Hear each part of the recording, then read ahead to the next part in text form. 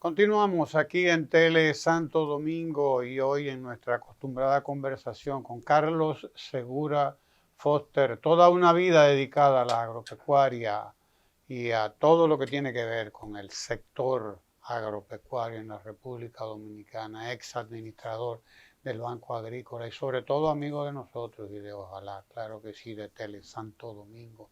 Estamos en la semana del 60 aniversario del golpe de Estado contra el profesor Juan Bosch, el malhadado golpe de Estado que torció la historia de la República Dominicana. Cuántas cosas quedaron pendientes que todavía hoy estamos bregando con ellas. Cuéntenos de eso, porque usted de eso sabe mucho. Buenos días, pero además orgullosamente miembro de la comunidad Ojalá y de este canal Tele Santo Domingo.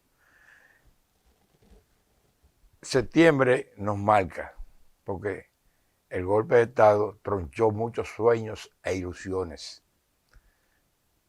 Yo estaba supuesto el día del golpe de Estado a recibir los documentos previos para irme a estudiar economía a la Universidad Patricio Lumumba de la Unión de Repúblicas Socialistas Soviéticas.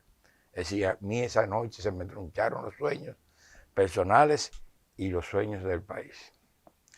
Pero además he visto la coincidencia. Murió Carolina ahora, la primera hija de Don Juan. Sí, Carolina. Cuando se cumplían 60 años del golpe, ella fue la primera hembra de él. Él tuvo un varón también de su primer matrimonio. Pero también es el día que cumple años un compañero, amigo, hermano, que yo siempre lo recordaré, que es Reinaldo Párez Pérez. Pero realmente el golpe de Estado nosotros tenemos que verlo, lo que hemos estado inmersos en el sector agropecuario, como la visión más certera de un presidente y que felizmente fue rescatada por otro presidente del partido que fue su obra genial de su fértil imaginación, el PLD. Vamos a ver. Bosch fue el creador de la Villa de la Libertad y el creador del proyecto AC001 de reforma agraria, Juma Bonao. Y fue que logró una misión de China a Taiwán para que viniera aquí a fortalecer la producción de arroz. Eso no se puede borrar. Esa es la historia. Lo de la Villa de la Libertad durmió en su más y su menos, pero vino a ser rescatado cuando llegó Danilo Medina en el 2012 al gobierno, y esa visión la rescató a través de las visitas sorpresa. Pero qué mala suerte en un país en donde solamente una parte que está aposentada en el PLD tiene visión de Estado. Y vamos a ver. La presa de Tavera, de la imaginación fértil de Bosch, vino a cristalizarse en los gobiernos de Balaguer. Ya dije de la Villa de la Libertad, en el 12 rescatada por Danilo. Pero ese canal que ahora se está restableciendo es parte del complejo de irrigación que estaba en la mente de Bosch y en su gobierno, que además de la presa de Tavera, incluía la presa de Guayubín, que fue rescatada por Danilo Medina, reiniciar su trabajo, y la presa de Don Miguel, que es esta que se está hablando ahora, que en definitiva es la solución para el problema que hay de las aguas, para ser aprovechada por dos países binacionales que necesitan ambos disfrutar de lo que provee la naturaleza. Entonces, mire cuántos años pasaron para reiniciar la presa de Río Guayubín. Más de 50. Y ahora se está hablando, y obviamente hablar ahora es como para parar el influjo de los acontecimientos, porque hacer una presa no es que yo decidí hacerla. Pero además hay que tener en cuenta, ni la solución del canal de la Vigía, ni la presa de Don Miguel están en el Pacto del Agua que firmó el gobierno hace 2 meses. Increíble. Entonces, estas son las reacciones de un gobierno que no planifica y que ha venido a tomar en el 2023 acciones de gobierno que mediante el diálogo y la diplomacia debieron ser resueltos en el año 2021, cuando tras dar la autorización para que se hiciera el canal, por razones técnicas, poco tiempo después vieron que no era lo que se había conversado. Pero fue en ese momento que debieron tomarse las acciones. Y ahí están los informes de inteligencia de que eso había que pararlo. En el 2021. Pero en el 2023, en un momento, en una coyuntura, que al gobierno, aparentemente con fines de aprovechamiento electoral, le conviene tomar acciones que debieron ser tomadas en el 21 y que ahora la están anunciando cuando es inevitable la terminación de ese canal. Pero vamos a ver, porque no solamente son esas las aguas binacionales, hay por lo menos 12 acuerdos para aprovechamiento de las aguas entre Haití y Dominicana. Y con relación a ese canal de la vía que ahora se está reconstruyendo, hay por lo menos del área de Haití más de 10.000 tareas que se aprovechan de esas aguas y del lado dominicano alrededor de 16.000 tareas. Si usted coge y lee el acuerdo que hicieron los técnicos en el 2021, que hace una serie de recomendaciones para un país y otro, se encuentra que ahí es que está la verdadera solución. Que la solución no es para el canal, no. El canal, si hay que erradicarlo, hay que erradicarlo, pero mediante estudios que determinen la factibilidad de qué es lo que hay que hacer para que no se perjudique allá ni nos perjudiquemos aquí. El canal de la vía fue inaugurado en el año 1966. 3 años después del derrocamiento de Bosch. 3 años después del derrocamiento de Bosch, en el gobierno de Balaguer. Se le dio mantenimiento consecutivamente por el INDRI y se le hizo una reparación mayor en el 2007, que fue el último trabajo que realmente permitió seguir operando ese canal. Posteriormente hubo un acuerdo con Japón, conocido el JICA o JICA, para esa reparación que ahora se está planteando. Pero por desacuerdo entre los gobiernos no se hizo. Entonces, ciertamente ese canal cayó en desuso, pero las aguas siguieron utilizándose con mediano aprovechamiento, porque esa zona no es adecuada para la producción de arroz y es el cultivo que erróneamente, mayormente están llevando a cabo los agricultores de la zona. Sea con presa, con mejoría del canal, que no es conveniente esto que están haciendo con bombas eléctricas, porque bombas eléctricas tienen un consumo que no lo puede satisfacer ni gobierno ni agricultores. Yo recuerdo el programa que nosotros hicimos en la línea noroeste de pozos tubulares para sacar agua, pero las generaciones eléctricas eran paneles solares. Una visión correcta de Danilo Medina. Pero ahora están pensando en poner bombas cada kilómetro. Y eso no tiene lógica en el mundo de hoy. Entonces, precisamente lo que se está es buscando medidas de uso de herramientas que no afecten el medio ambiente. Para mí, la presa es la solución final. La mejoría de los canales.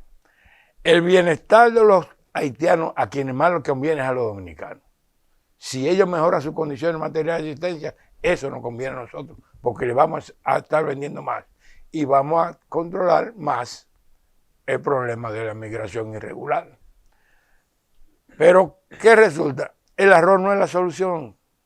Que cambiar el cultivo. Esa zona se le saca más provecho con frutales, por ejemplo, mango,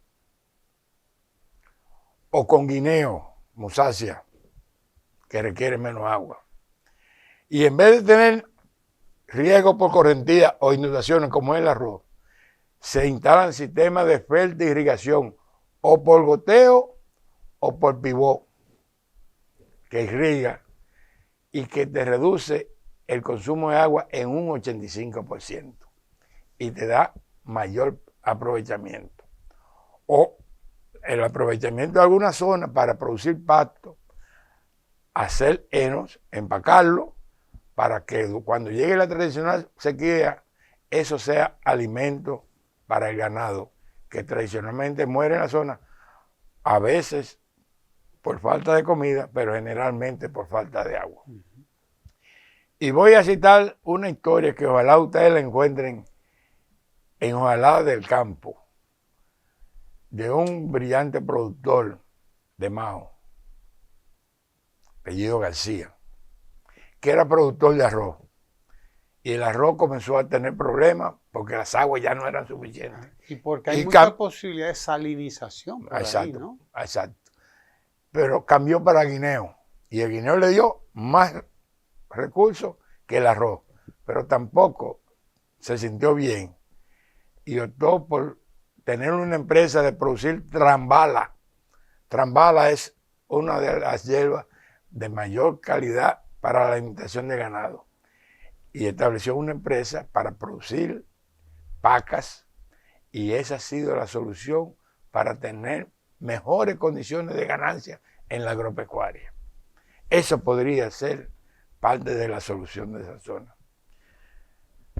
Siempre que se anuncian soluciones improvisadas, no se tiene lo correcto. Esa reacción de que vamos a rehabilitar un canal que desde el 2007 no se está usando, y hasta establecerle bombas y pozos para sacar el agua, no es la solución. Pero además con la visión que hay de que yo me aseguro las aguas mías y no pienso en lo demás, tampoco es una posición correcta de la humanidad. La solución tiene que ser para que el aprovechamiento de las aguas sea favorable tanto para los dominicanos, nosotros prioritariamente los dominicanos, pero sin prohibirle, sin cohibirle a los vecinos de Haití que también puedan aprovechar las aguas que compartimos. Porque no somos los únicos países que comparten agua. El mundo está lleno de países colindantes con obras que sirven a los dos. Aquí mismo en nuestro continente, una de las presas más grandes que genera más energía en el mundo está en la frontera de 3 países y funciona por igual para darle energía a los 3 países y para darle agua a los 3 países. Entonces nosotros no podemos hacer una obra solamente pensando en el bienestar de nosotros. Pero vuelvo y repito, el bienestar de Haití contribuye al bienestar de los dominicanos.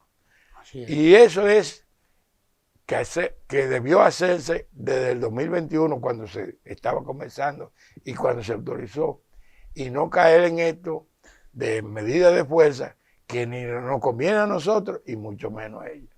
Ojalá que el discurso que ha adoptado en las últimas intervenciones el actual gobierno lo sigan transitando, porque después de mostrar la fuerza y la posibilidad de que iban a estrellar, porque para eso se enseñan las armas, ahora han vuelto al lenguaje diplomático, y esa es la única vía correcta para solventar, para resolver los problemas que nos benefician a nosotros y a ellos.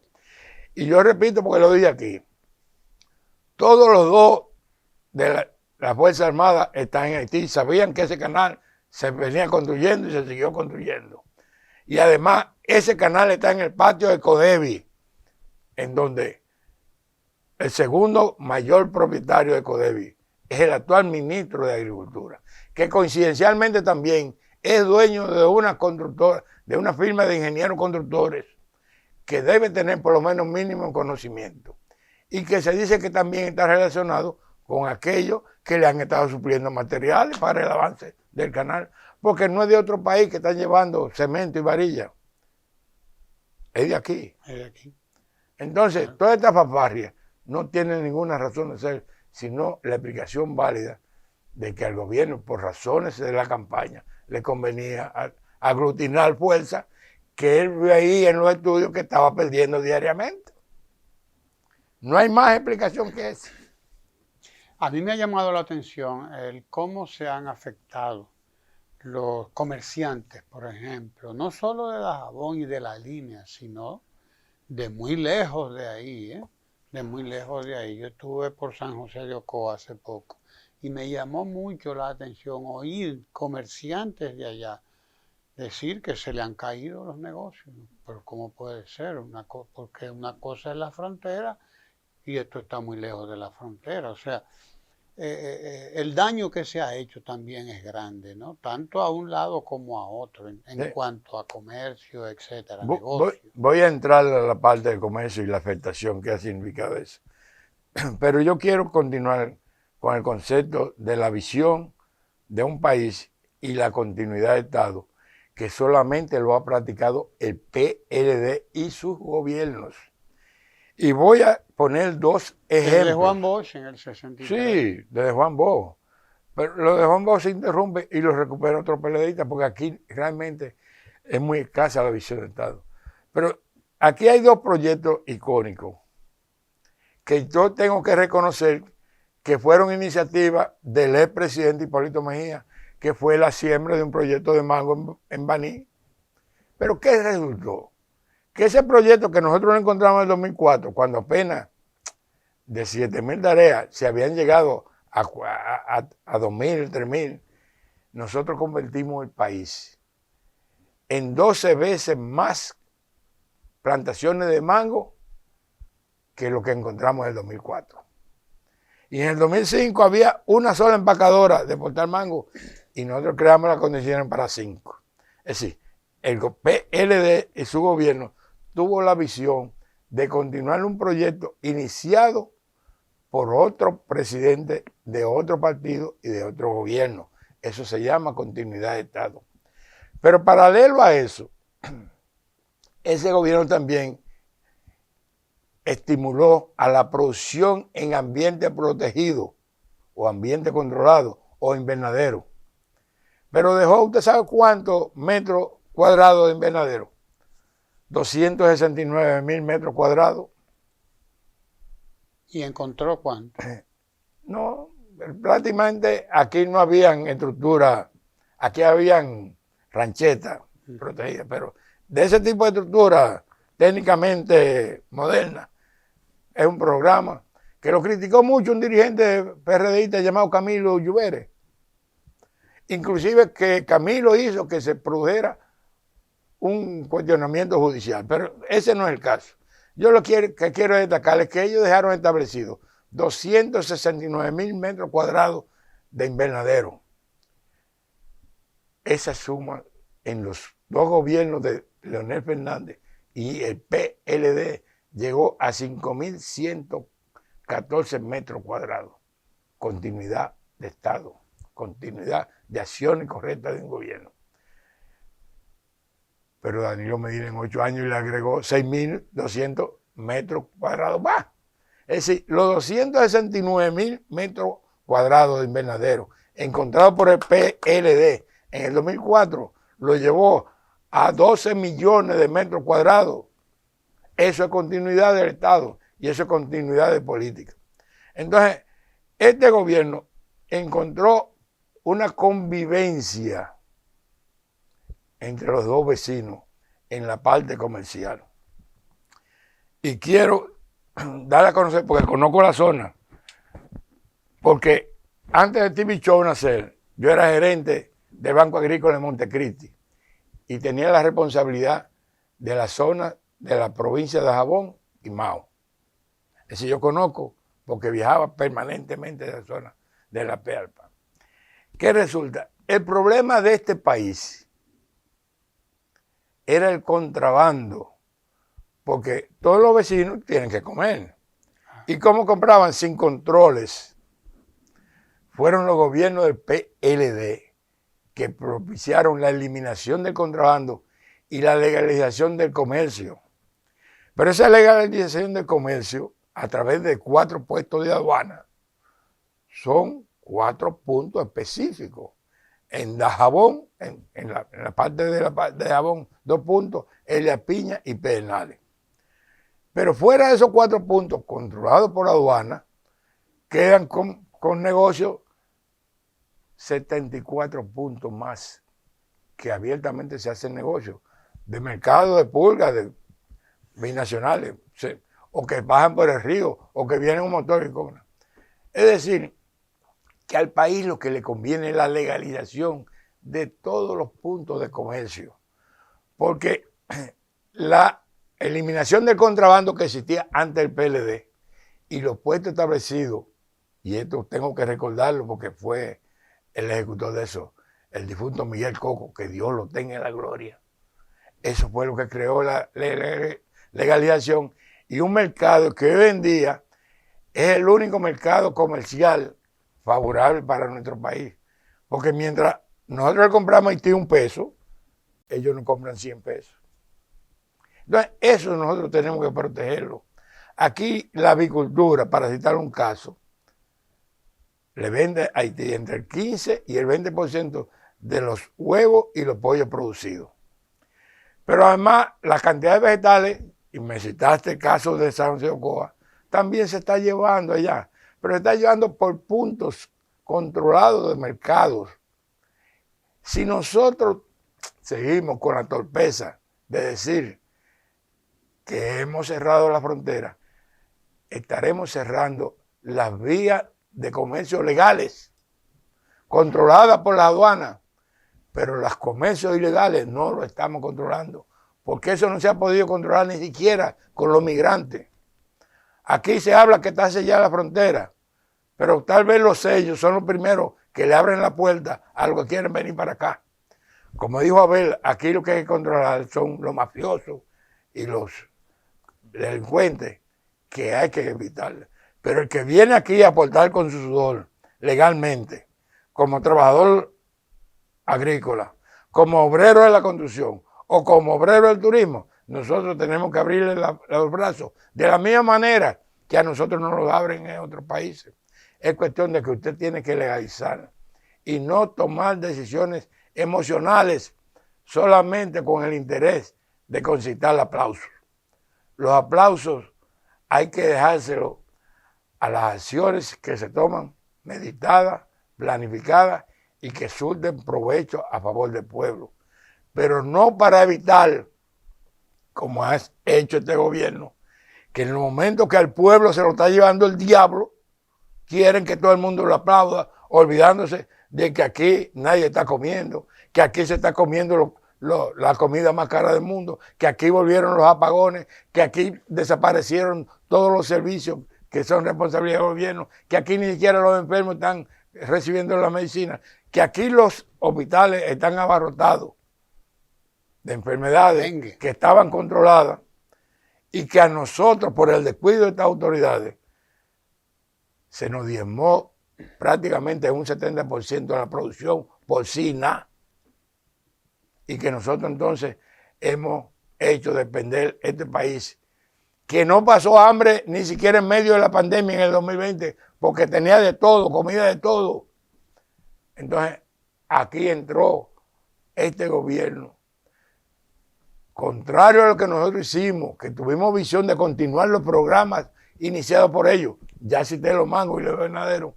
Esta gente lo que han hecho es destruir todos los proyectos exitosos de la visita de sorpresa, que fue la continuación de la política de Bosch en el año 1963, en la mente fértil de Danilo Medina. Y esos proyectos, elogiados por todos los presidentes que nos visitaron, hoy prácticamente están diezmados porque perdieron el cariño del gobierno, perdieron el apoyo, porque este gobierno solamente se ha dedicado a la corruptela.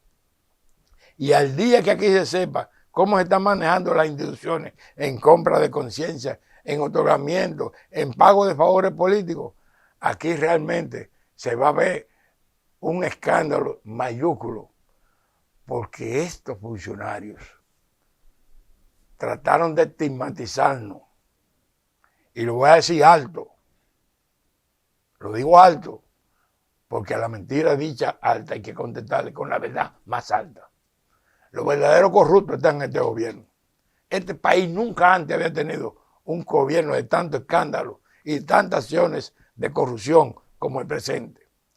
Y se le peló el billete a los hombres y mujeres que formamos parte del pensamiento de Juan Bosch. No nos van a estigmatizar estos que solamente recurren a la mentira y al apoyo espurio del peor delito que afecta a la humanidad. Déjelo ahí porque nos queda, ¿verdad? Nos queda pan para abril y No es que si sigo a lo mejor, pan para mayo, ¿verdad? nosotros tenemos compromisos semanales y estos son temas inagotables. Claro que sí. Pero yo quiero reivindicar, claro que sí. Yo quiero reivindicar. El pensamiento de voz se cristalizó con las acciones de gobierno de Danilo Medina. Así es. Y en el 24 el PLD va a continuar con esa exitosa política de producción y de precios asequibles para los dominicanos, con el gobierno nuevamente del PLD, en esta ocasión encabezado por Abel Martínez. Por eso, a pesar de las penurias y las dificultades, les repetimos, aguanten, que falta poco. Que para afuera que van. Usted quédese ahí en Tele Santo Domingo, no se mueva. Tele Santo Domingo, televisión con sabor dominicano.